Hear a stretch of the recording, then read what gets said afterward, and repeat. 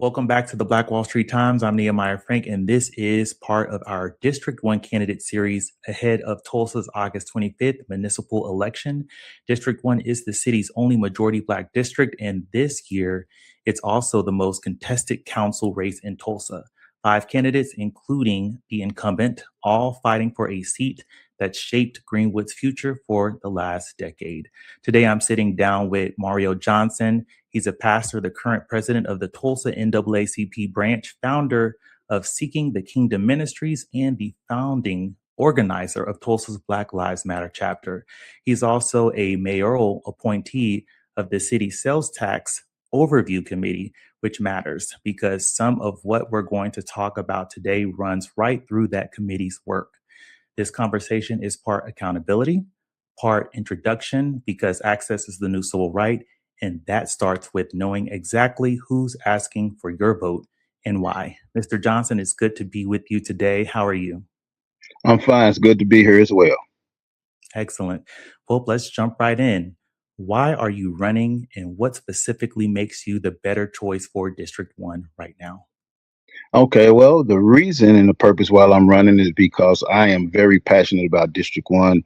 I was raised in District 1. I'm 52 now. The majority of my life has been spent in District 1. I've seen the times shape. I've seen, the turnarounds, the ups and the downs, the setbacks, and all of that.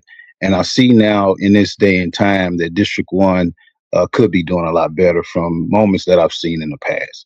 So, as a District 1 constituent, someone that is a resident of District 1, I feel that it's very important that our district have the resources, have the correct focus on youth development, which is very important. I don't feel that it's enough focus on youth. I don't feel that it's enough focus also on reentry and second chances. So yeah, and also one other thing too is that it's very important. One Tulsa is my vision and platform, and what that means is including everyone that's in District 1, regardless of your background, regardless of your race, regardless of your gender. As long as you are a constituent in District 1, you matter to me. And I feel that everyone is not represented in District 1 as a whole. Excellent. And I'm sure there are other District 1 constituents that would agree with you on that answer. What sets you apart from other four? What sets you apart from the other 4 candidates in this race, not just in priorities, but in how you'd actually operate as a counselor? Right. Okay. Yeah. And to answer that as well, as far as being qualified, like you had mentioned on the introduction, I have served 7 years. Well, I'm in my seventh year on the sales tax overview for the committee for the city of Tulsa. What sets me apart is that my background. I come from, um, as you could say, the struggle. Um, I spent most of my life in the struggle, a part of the struggle. I came out of the struggle. That's why the motto of my campaign is I became the change to bring the change, which means I came from something and I changed from something. I had to, there was a time in my life that I had to turn things around and become a part of the solution, a part of the building. So I understand how it feels to be homeless. I understand how it feels to be unfortunate, to be wrongfully incarcerated. I know how it feels to go through them troubled times. I know how it feels to be that at-risk youth, and it feels like there's no mentors that really are sincere and that really care about you. So that's what sets me apart from a lot of the other candidates. Not putting any other candidate down, but I feel at this day and time and in the season that we are in our society, in this world, in our community, that we need someone like me from that come from there to have that type of perspective now to lead us further into the future. You've talked in the past about, and even now, coming from a hard life, and I've seen your own posts, your own past comments referencing gang involvement before your transformation in 2009.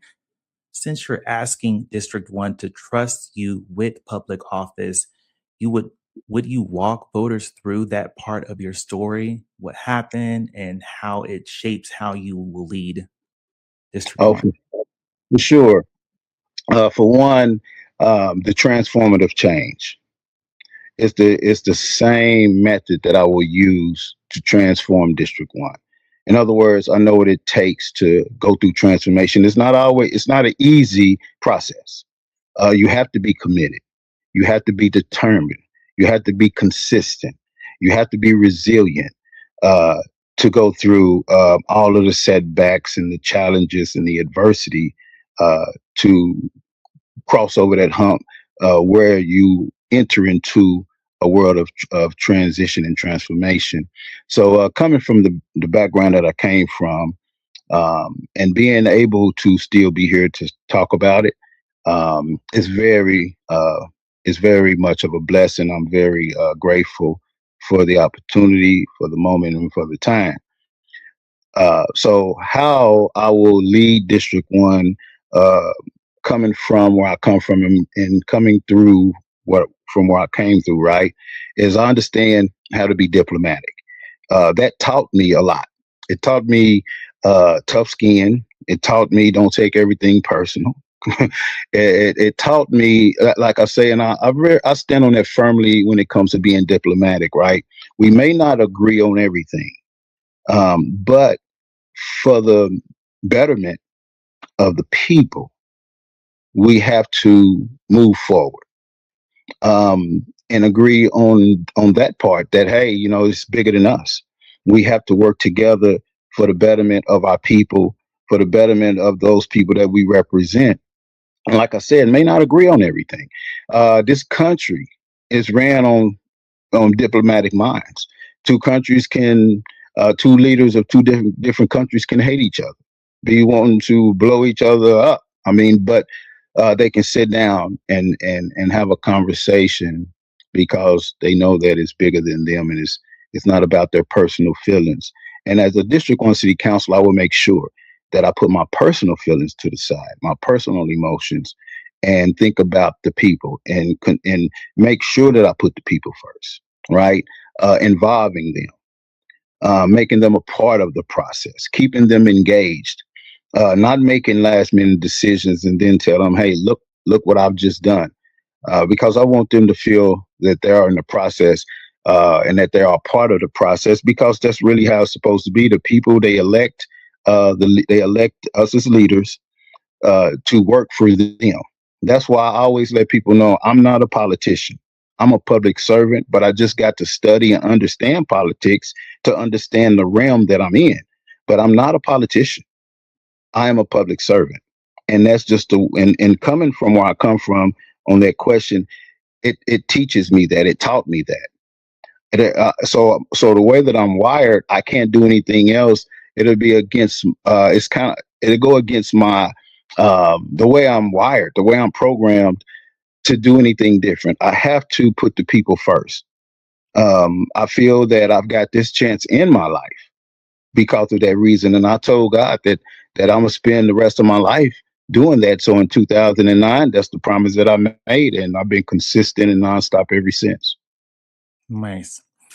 Let's move on to Kirkpatrick Heights Greenwood Sales Tax Fund. Voters approved $5 million in 2023 sales tax funding specifically for the Kirkpatrick Heights Greenwood Master Plan. Do you support the proposed ordinance shifting that money into a general District 1 Economic Development Fund instead, and why? Um, I don't support shifting it, and the biggest reason why is because of the vote, right? We living in a day and time where people are very disappointed in voting. With the attack on the Voters' Rights Act, the protections of that coming from the federal level, which is not good either, right? So at this moment in time, for voters, I mean, let me put it this way: we want to encourage voters to be included, to get involved in the political process, because voting is very important, and people have died for the right to vote. And people have lost that. They don't understand because they're so boggled down with my vote don't count. It doesn't matter what I vote for. people are going to do what they want to do. So that's why I'm in opposition to the shifting of those funds. For the main reason is because of the voters. I want the voters to be able to trust the process. Like I said, I'm not a politician, so I'm a public servant. So it's important to me. It's very vital to me to encourage voters to vote, not to do the things that would discourage them and say, "See, I told you. That's why I don't vote." So the 5 million that was already voted by the people, it needs to stay that way.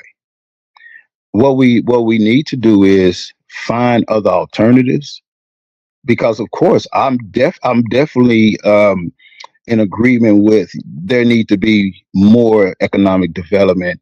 That's some of the stuff that I'm running on as well.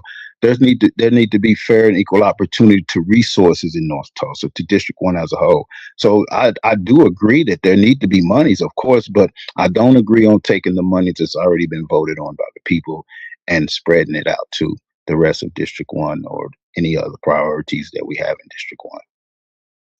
You currently sit on the Mayor's Sales Tax Overview Committee. Have you taken a position on this ordinance in that capacity, or is this the first time you're stating it publicly?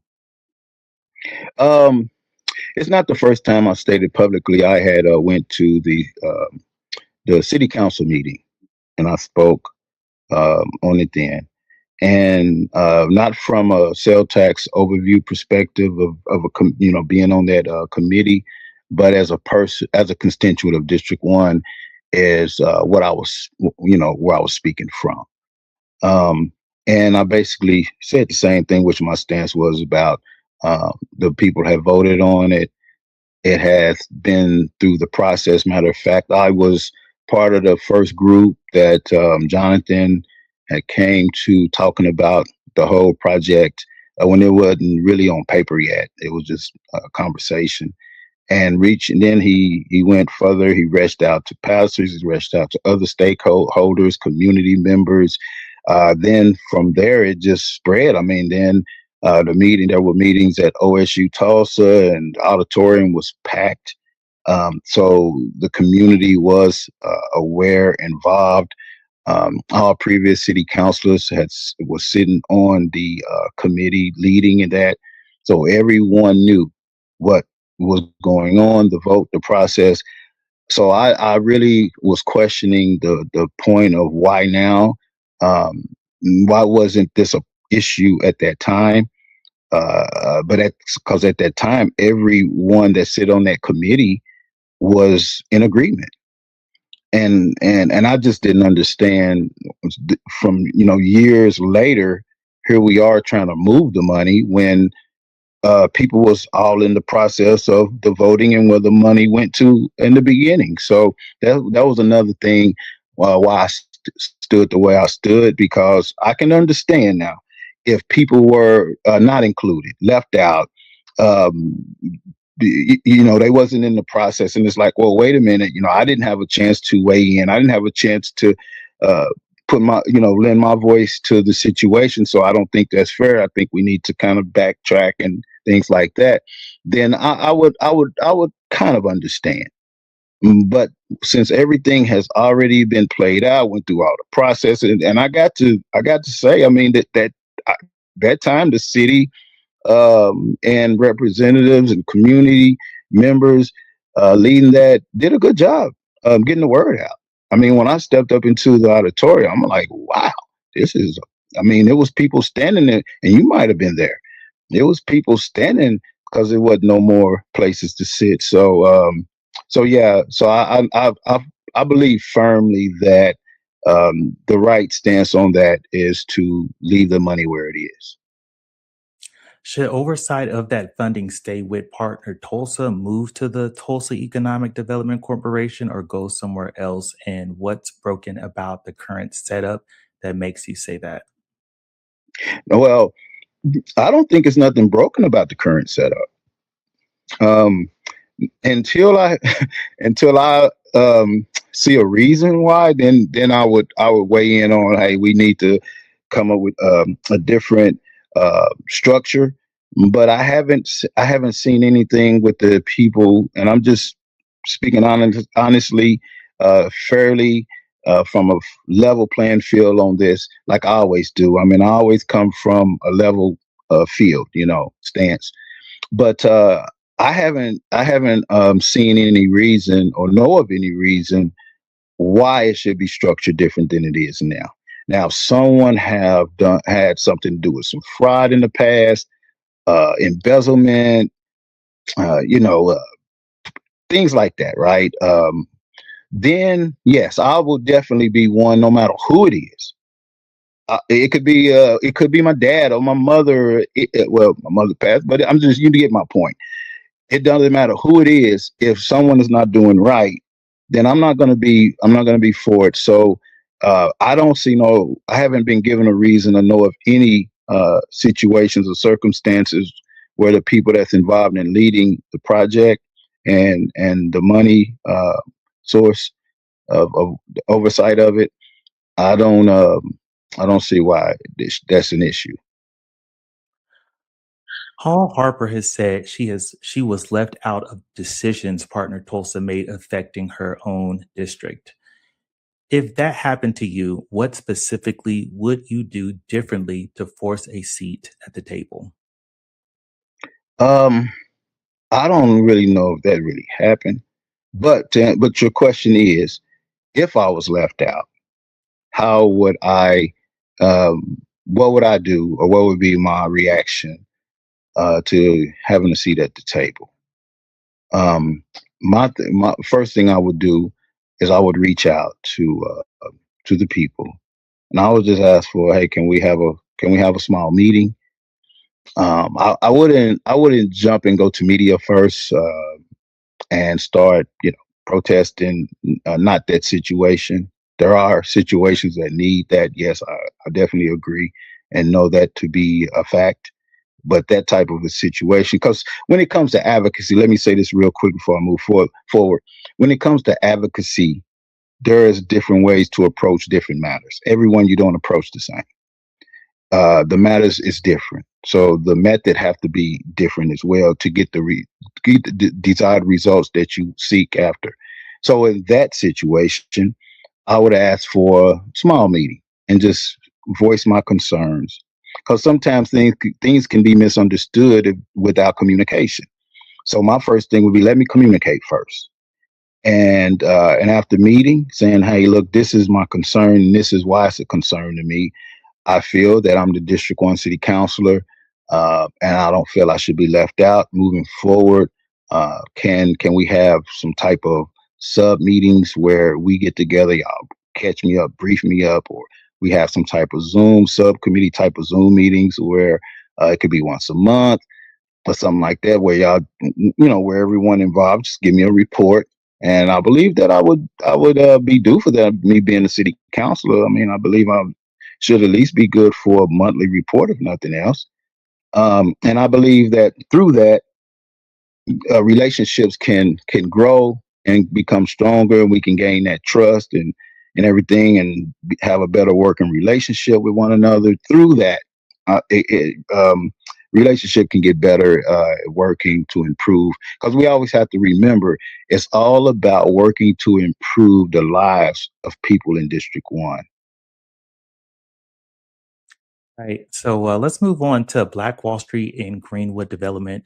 What's your position on the Black Wall Street Square addition near MLK Boulevard and Reading Street? Support, opposition, or something in between? Well, no, I mean, that's development. So yeah, I have nothing against development at all. Yes, it's matter of fact, McGee, who passed, that was spearheading that. I had a lot of respect uh, for him, because of he's a developer, and he's have developed things in North Tulsa. And I know his son. His son is a friend of mine, and we talked probably like a week ago. Yeah, of course, he took over to his father's company, nonprofit, and things like that, McGee Enterprises. So of course, I'm in support of him. So the Black Wall Street Square, like I say, which his dad spearheaded, and now his son is taking up the mantle, so to speak. So yes, Black Wall Street Square is a good thing. I feel in District One.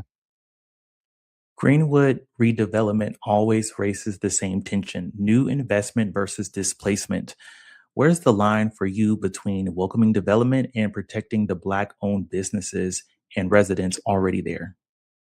Yeah, that's so important to me because, for instance, when the Envision Comanche project was in discussion and things like that in the beginning, I was at those meetings, basically saying, "Hey, we want to make sure that things don't go. You know, what the uh, the rent and everything be affordable. Put it that way for the people."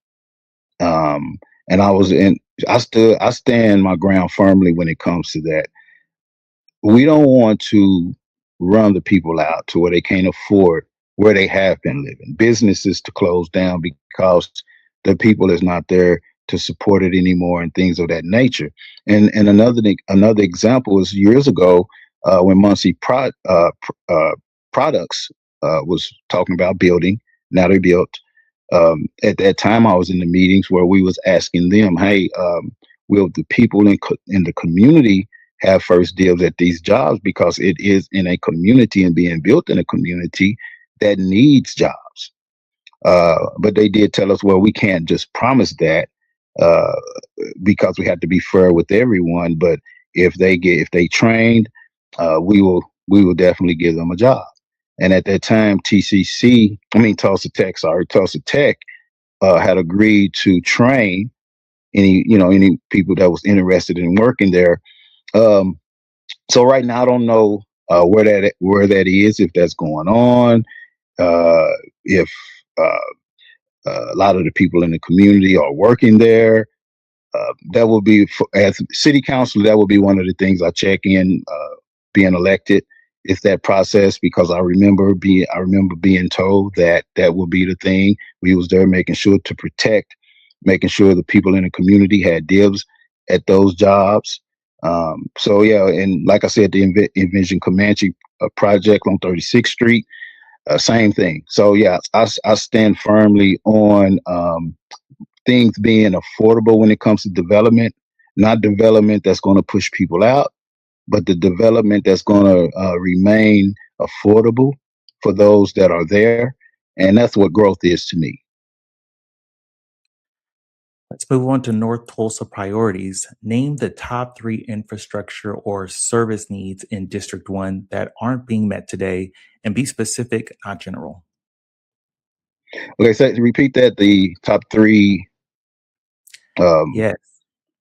Yeah. Name the top three infrastructure or service needs in District 1 that aren't being met today, and be specific, not general. okay, yeah, like service needs. Like I was saying, reentry and second chances. That's a service need that is not being addressed, and why? Because there are a lot of families that are affected by justice involved individuals. Like, I mean, for instance, it can be a family member, a friend, or someone that you know that has been to prison, have a record, things like that, right? They get out. There's no resources. There is no support. If there's no family, it's hard. um, and what tends to happen is they go right back, not because they want to, but because they don't know nothing else. Uh, we don't have the resources to uh, properly reintegrate them into society, but we need that because, see, when we do that, we create productive citizens that pay taxes. Those taxes goes into the general operating fund, so the sales tax, um, which helps build our city. So that, to me, that is very important. And like I said, oh, go ahead. Oh, no. Go ahead and finish your thought. Oh, I was going to say, so, and as well, so youth development. And the reason why that is because I remember a time where there were very few things for youth, and now those things has been taken. So we try to come up with curfews and things like that to try to um, curb the incidents and the crime and things like that. But that's just a band-aid. That's not really helping the issue. We have to create programs and initiatives that will engage our youth because they are our future. One day we're going to need them to lead us, walk with us, walk for us when we can't walk no more, push us when we can't walk, talk for us when we can't talk. So we want to make sure that we develop efficient, effective leaders that we can trust to lead us. And for me, that is very big for me. Because I feel if we don't, we're pretty much suffocating our own future. And then when it comes to as far as brick and mortar projects, I feel that we definitely need community resource centers. And this is something that I've talked about years ago with some people in city government that haven't manifested yet as far as the vision, but we need community resource centers. And I'm talking about where we are helping with mental health, trauma. We are being, basically like a physician in a way of speaking, being a community hospital, so to speak, as far as when it comes to, single mothers needing help, needing assistance. I know we have some little pockets here and there that try to, help with certain things, and good job that is needed, as well as, something is better than nothing. But I just don't think we can have too much and on larger scales as well. So I believe that that's so important. More mentors, more counselors in schools. And I understand that, the school system say, well, we don't have the money because, of course, don't have the money to even pay teachers more. But recently I heard, they have got a raise. But it's been years because we've been talking about teacher raises for so long. But counselors in schools is very important because there can be a child, a youth, and it could be a single parent home. And mother, father have to work all the time just to make sure they have food on the table, clothes, and things like that. Not enough time to really spend with them. And then so what end up happening is social media and things like that starts to raise that youth.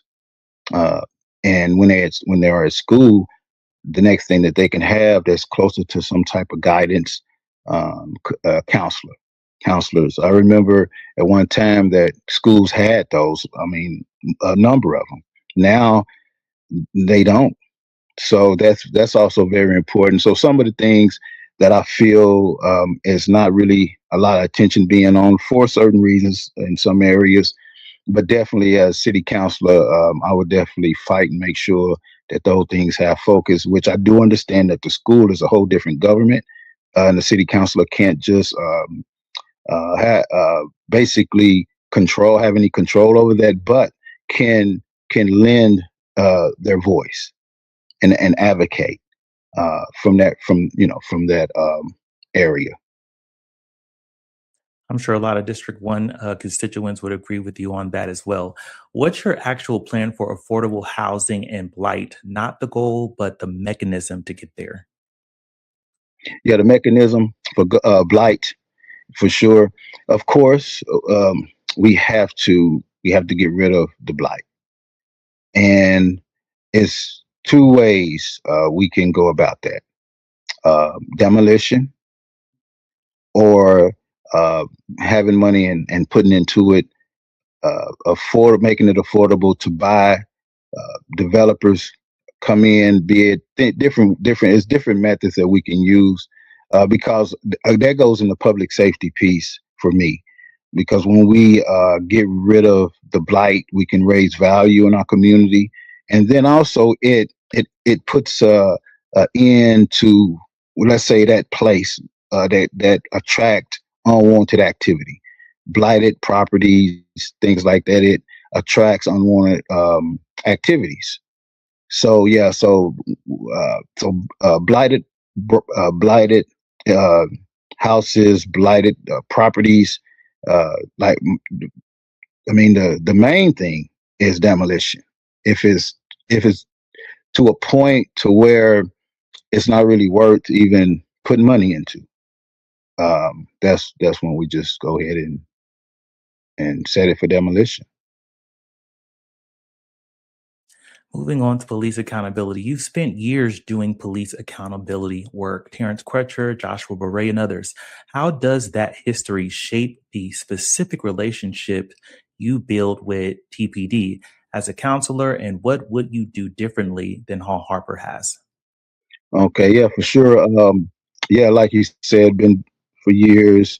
Also with Jeremy Lake, Shannon Kepler had got 15 years behind the murder of that murder of Jeremy Lake.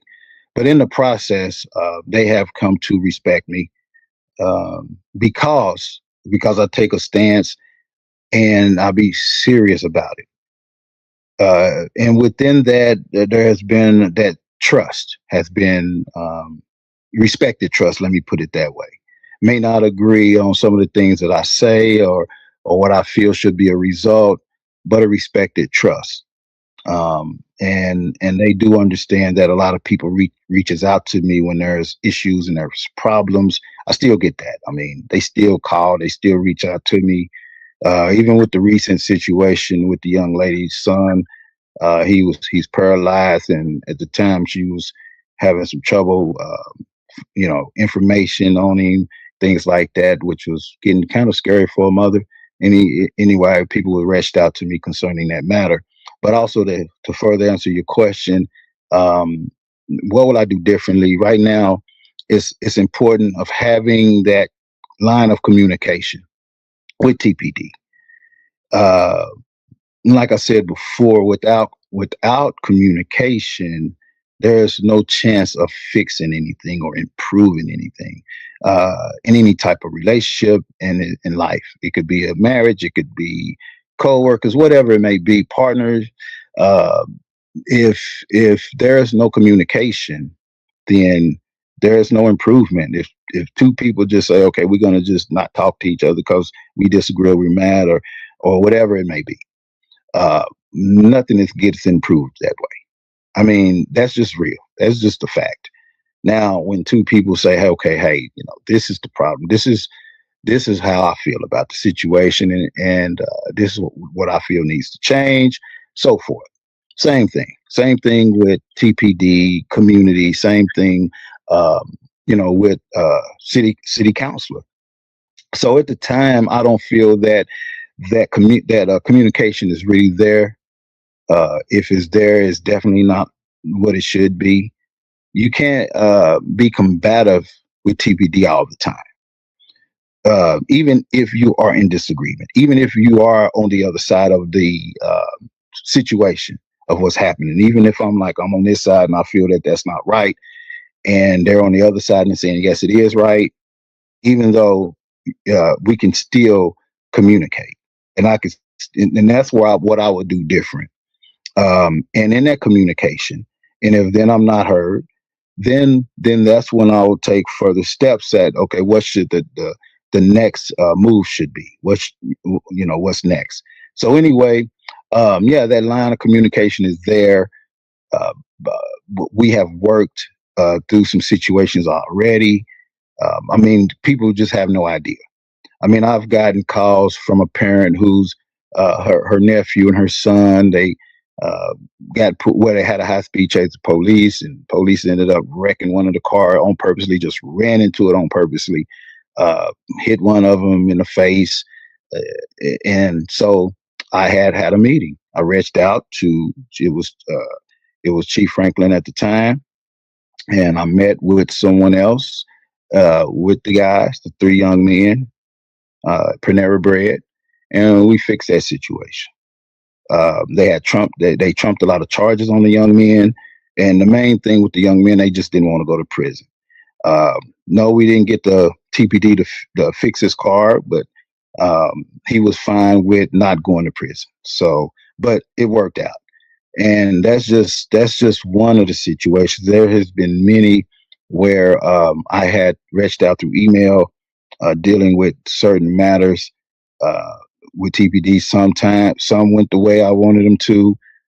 Some didn't go all the way how I wanted them to go, but what's most important is being able to have that line of communication, and to basically move forward, because community and police relations is still at the top of the list for me, and they know that. I've talked with them about community listening sessions, and I still want to do that. Matter of fact, here recently, not long ago, I had brought that up with one of the officers on administration, TBD administration, and I mentioned that, hey, I haven't dropped the ball on that still need to be done, to where the community come and the officers just listen. I said, hey, it'll be a time where no one take offense, but just listen to the people, take notes, go sit down and see, how these issues, the best way to approach them, to solve them. Because I told them, I said, it's about doing things to have results, and that's the biggest thing. So if we bring community and TPT together, and it's just a bunch of it's a bunch of fighting, then it's just going to be, well, I agree here, I disagree there. Then everyone walks away. Nothing is improved,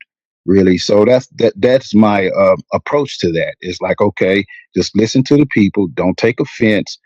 Just listen. It may be some things that you may hear that you don't like, but just listen.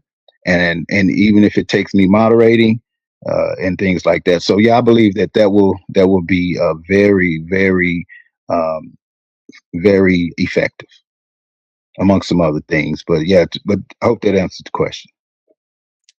North Tulsa has dealt with food deserts and limited grocery access for years. What's one concrete thing you do in your first term, not a 5-year vision? Okay, first term. Yeah, food deserts. Yeah, for sure. Um, yes, and we know that North Tulsa, District 1, pretty much as a whole, especially North Tulsa, that's in District 1, is we need a lot more choices. Um, that's why the One Tulsa, that's my platform, is basically, look, we should have what other parts of the city has. So yes, I want to see a neighborhood Walmart. I want to see more choices in our community. I'm not going to be. I don't want to fight to stop any development as far as that goes, because of the sale tax, because of things like that, but find ways to improve those things.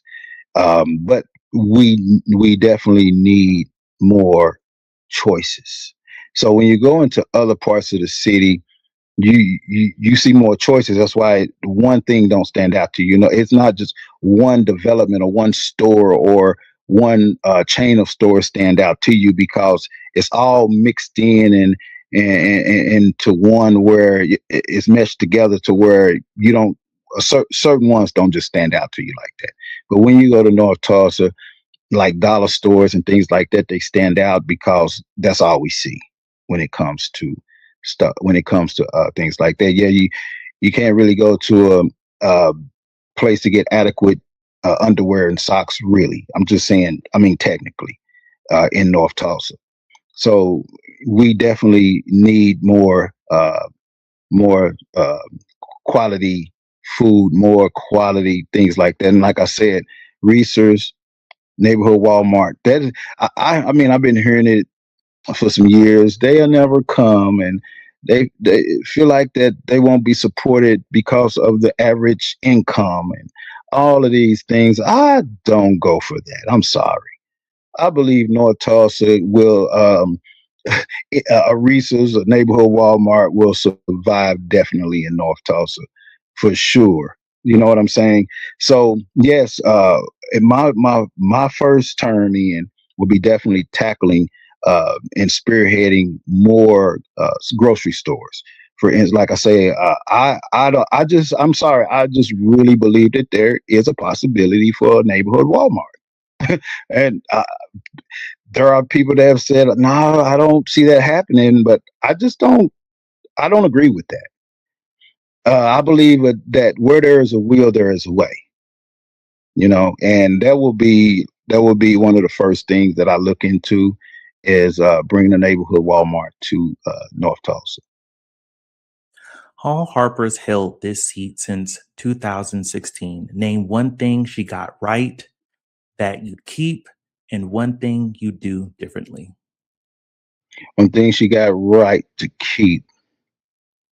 Um, let's see.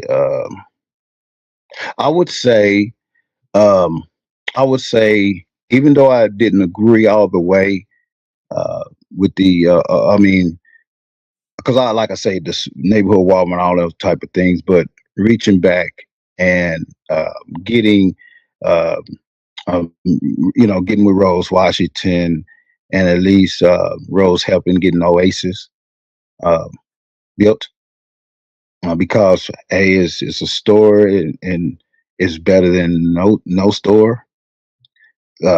There's people there's people that's for it, people that's against it, and well, it'd be the price is the main thing I hear is the prices is high. But good things about some of the things that they do for community. So I would have to say, at least, being a part of that process at getting that going. Um, that's something that I would keep. There's some things that I would change uh, with it to make it try to make it more affordable. But I mean, I'm not the owner and nothing like that, so I can't just tell them, how to do that price. I mean, like force them or they have to. But I would at least try to talk about it and see how ways I could help as a city councilor, for the prices to kind of decrease some. And then you asked what I wouldn't do that has been done. One thing you do Uh, differently. One thing I would do differently. Yes. Well, I wouldn't. Of course. Well, we already talked about that. The 5 million. Um, Now, some people would disagree with this, but yeah, people have really had to research as far as with dollar stores, right? Um, like I said, the problem is not enough resources. Because see, when we stop development, we cutting off our taxes. We cutting off jobs. We're cutting off things like that. Um, and I wouldn't do that. I will work hard though. Don't get me wrong. I'm not in agreement with uh, the number. But it's not too different from the numbers in other parts of the city that have dollar stores, because they have them too. You know, Dollar Trees, Family Dollars, Dollar Generals, and things like that as well. But like I said, they have a lot of other stuff, lots of other stuff. So my thing would be, I would, instead of focusing on that, I would focus on the lots of stuff. That's what I would have focused on, because and the reason why I say that is because the energy. I mean, just think about it. The energy that I put into that is the same energy that I can be putting into the more. That's what I'm saying. I mean, the work, the hard work, the strategizing, the conversations, the meetings. I mean, I would rather channel that into getting more stuff. So then when we get the more stuff, then those other places that we feel that's more may go out of business, possibly, or won't get the business that it used to get. Because, of course, when there's just certain things there, they're going to get the business because that's all that's there. But when you bring in more stuff, people are going, well, I can go over here and get better. The next thing you know, then that business is pretty much going out of business. And we see that in other parts of the city where they go out of business because of that reason. I believe the same thing would happen in North Tulsa. And I'm not just speaking for them, I'm speaking for now. If I'm When I'm elected, I would definitely focus on the more. I mean, and people wouldn't even be worried about the dollar stores too much, because like I said, we want to have places we can go and really get adequate socks and underwear if needed. You know what I'm saying? I don't feel that that's there.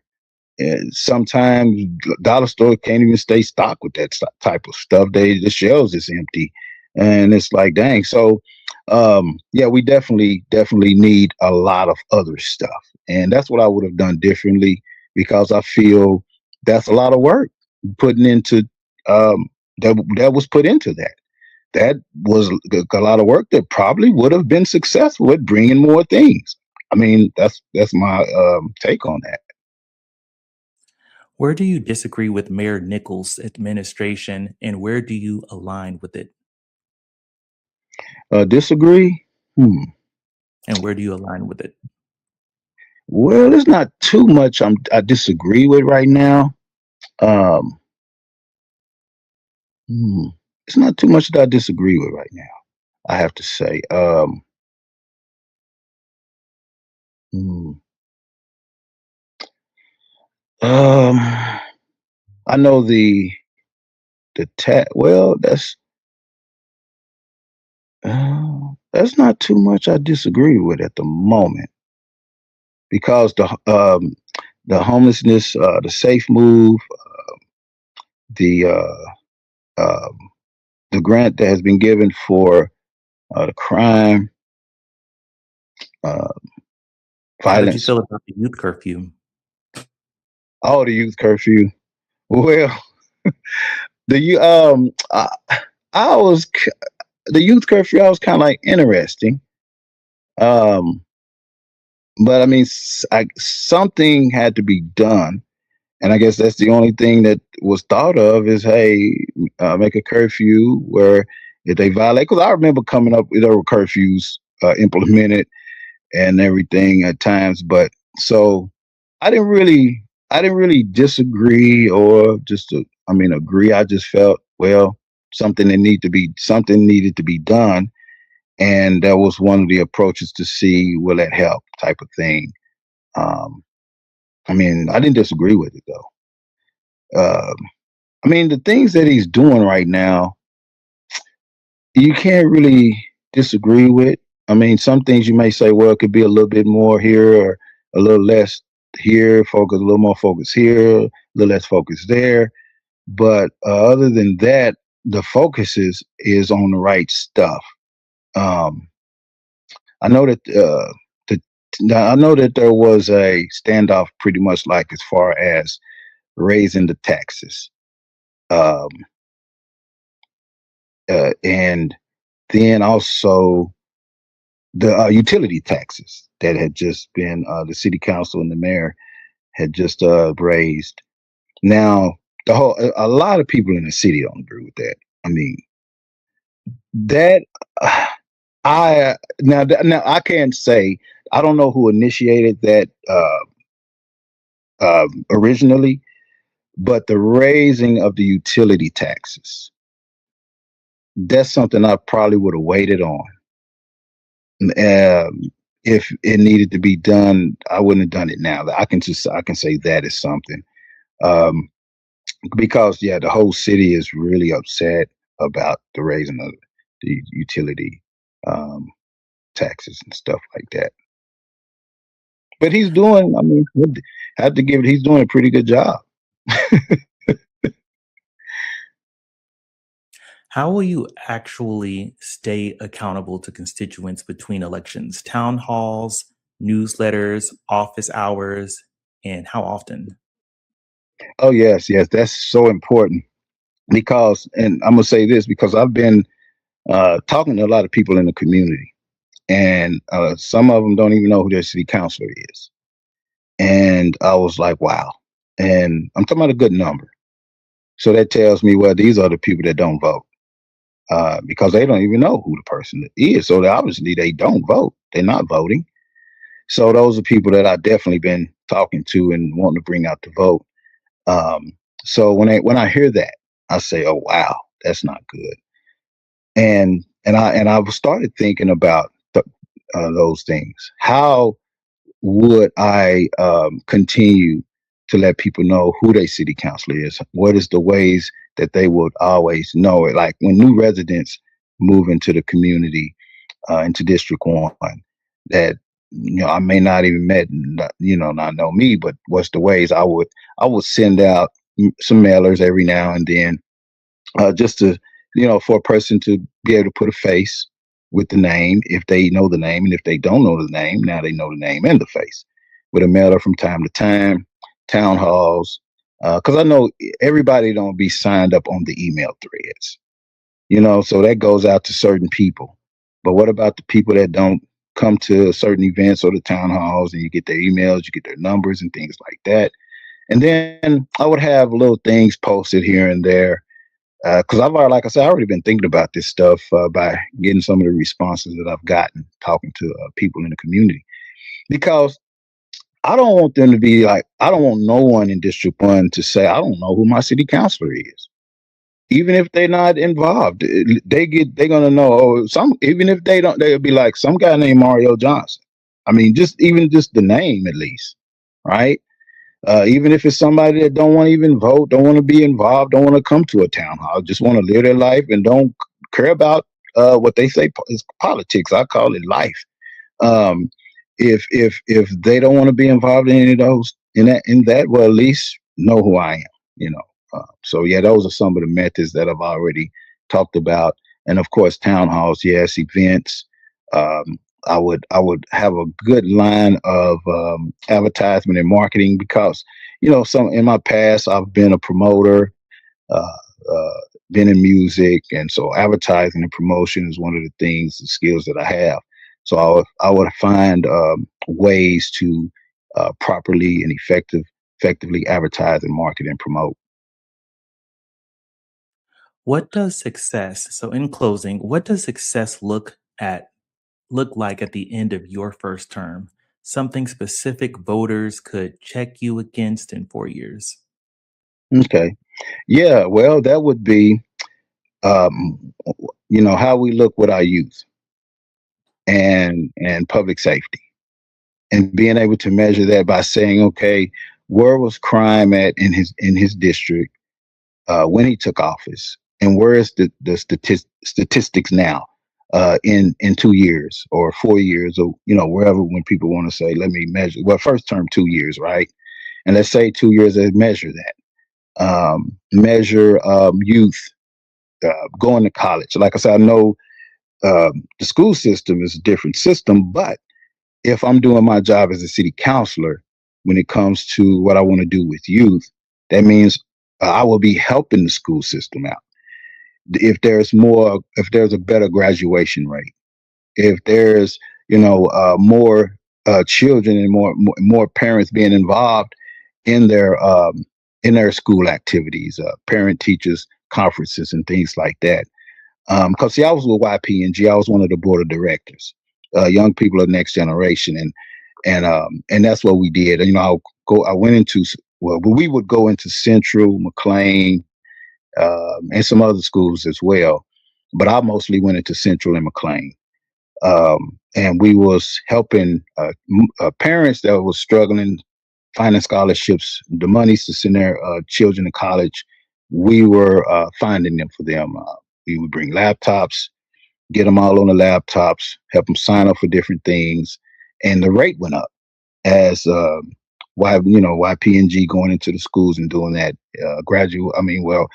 Entering the college went up. The numbers did, and that was a big plus and everything. So I'm saying that to say that holds a very important place in my heart.